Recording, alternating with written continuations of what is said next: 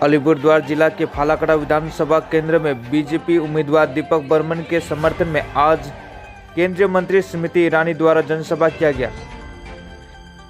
स्मृति ईरानी बागडोगरा से हेलीकॉप्टर के द्वारा जटेश्वर में लगभग 1 बजे पहुंचे।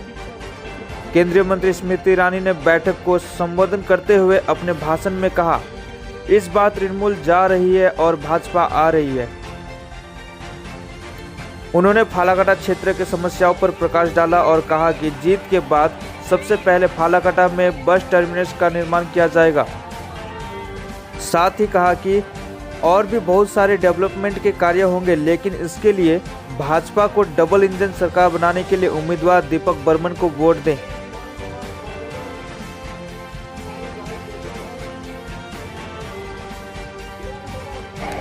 ওই তৃণমূল পার্টি কি ফালাকাটাতে ভোট পাবে? তৃণমূলকে ভোট পাবে কেন? কেন কি এখন ফালাকাটে এক একটি মানুষ নিশ্চিত করেছে তৃণমূল যাচ্ছে, বিজেপি আসছে। দীপকদা বললেন বিজেপি আসার পরে কি কি কাজ করবে। আজ বাস টার্মিনাসের সঙ্গে সঙ্গে আপনাদেরকে জানাতে চাই 12 করে একটা ব্রিজ চাই,